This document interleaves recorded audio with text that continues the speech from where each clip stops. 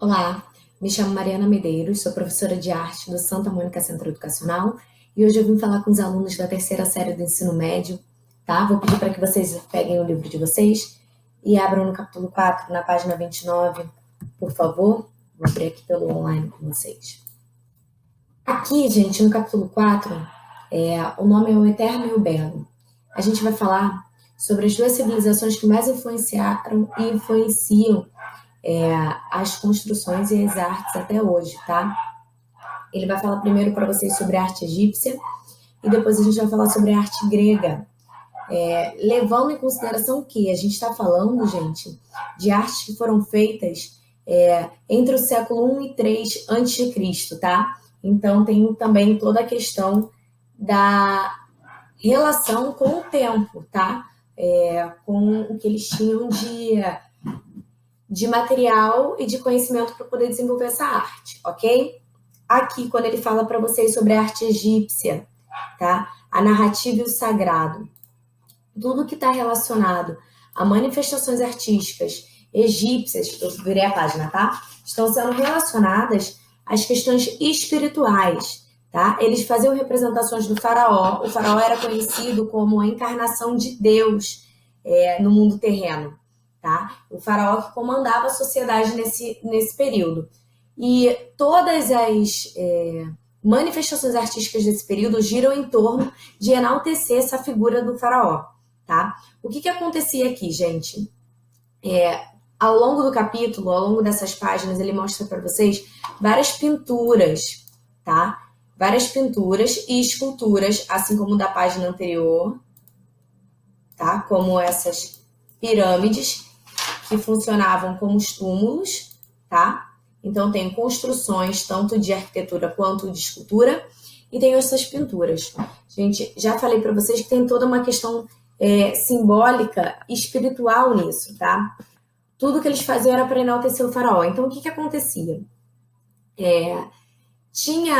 Eles tinham o costume de que quando o faraó morresse, todo mundo que servia o faraó e todos os familiares dele deviam ser mortos para serem enterrados junto com ele, para que no pós-vida ele pudesse ter todas essas pessoas servindo ele novamente, né? E começou a ficar insustentável. E eles começaram a utilizar a arte como alternativa para não ter que mandar matar essas pessoas para poder ser enterrada com eles. E aí o que eles começaram a fazer? Pinturas nas paredes dentro do túmulo, onde eles faziam as representações desses escravos e desses familiares para enaltecer a imponência, a soberania do faraó e para que ele pudesse ter a presença dessas pessoas no pós-vida, sem necessariamente precisar matá-las no mundo real. É muito louco, né, como a história ela vem se desdobrando. Outra coisa que a gente tem aqui de diferente em relação à pintura nesse período, gente, é que as pessoas elas eram representadas em ordem de importância. O faraó ele ia estar sempre sendo retratado maior do que alguém abaixo dele, do que, sei lá, do que a mulher que acompanha ele, do que alguém com um cargo de importância na sociedade, enfim, o escravo, tá? Sendo a mulher a menor a ser representada nessas pinturas, tá? Outra coisa que eles faziam eram temáticas do cotidiano. Eles utilizavam o cotidiano de forma intencional para mostrar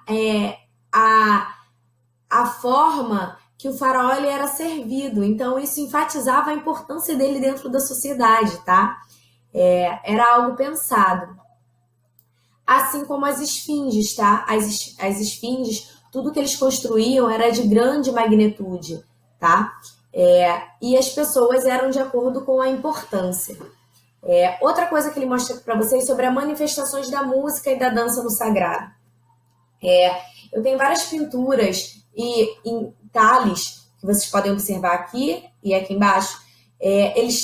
As imagens mostram como se tivessem meu Deus, difícil de falar essa palavra, né? Acrobacias, pronto, agora saiu. Acrobacias. E o que acontecia aqui? Ele dá a ideia, gente, de uma coreografia complexa, semelhante ao balé moderno, que é o que a gente tem hoje em dia, tá? E como que a gente tinha uma coisa no século I, no século II a.C., com uma riqueza tão grande que é presente na nossa sociedade até hoje, né? É muito bacana isso. Lembrando que a arte egípcia, ela veio antes da arte grega. Então, muitas características da arte grega foram inspiradas na arte egípcia, tá? Virando aqui a página, por favor, ele vai mostrar para vocês isso. Na arte grega, gente, ele vai trazer a questão da representação, só que como o homem, o corpo do homem, como se fosse a soberania, como se fosse a criação perfeita, fosse o corpo do homem. Então, eles começaram a fazer estudos da questão do corpo humano, tá? Mas eles também faziam essas retratações da sociedade deles. Nesse período que a gente tem a iniciação, gente, do teatro que a gente conhece hoje, como os teatros de arena, tá? Então, a gente tem os teatros gregos, onde eu tenho o palco central e a minha plateia em volta. Se eu pensar no Maracanã, o meu show, meu espetáculo está acontecendo no centro e a minha plateia está em volta, onde eu tenho, onde essa plateia ela está sendo colocada numa arquibancada enviesada, tá? Que é proposital, porque nesse período a gente não tinha nenhum aparato tecnológico em relação à sonoplastia. Então, quando esses artistas, esses atores, eles interpretavam, esse som ele circuncidava por essa arena, como se fosse um megafone, tá? E aí o som conseguia propagar melhor no ar. Quando ele fala aqui pra gente sobre harmonia, equilíbrio e simetria, aqui na página 33, tá? Eu quero que vocês reparem como eles começam a estudar esse equilíbrio e simetria e proporção através das esculturas. Ele dá o exemplo de duas esculturas aqui para vocês, uma de uma representação de um homem e de uma mulher. Deixa eu ver se eu aproximo aqui para vocês, para ficar melhor. Repara como que eles conseguem fazer algo tão... Vou ter que segurar. Olha aqui ao lado, tá? No seu lado direito, do lado do meu rostinho. Como é que eles conseguem fazer algo com um material tão rudimentar, tão firme como é o mármore, e consegue dar a ideia de leveza através dos drapeados das roupas, tá? Dá a ideia de caimento, como ele consegue fazer com que o tônus muscular, aí eu mostro aqui a imagem de baixo, como ele consegue fazer o tônus muscular com tantos detalhes, ok? Outra coisa que a gente vai ver aqui é a representação da arquitetura. E aí ele vai dar para vocês 3 estilos de colunas, tá? Para poder fazer. O que acontecia? Como eles queriam fazer grandes construções, eles precisavam dessas estruturas de colunas para conseguir ter esses ambientes vazados. Então, as colunas, elas eram muito espessas para poder ter um equilíbrio e conseguir manter esses grandes espaços abertos, tá? Vou mostrar aqui para vocês 3 tipos. Deixa eu diminuir meu rosto para ficar mais fácil para vocês verem. Aqui. Eu vou ter, gente, a coluna dórica, tá? Eu vou ter a coluna dórica.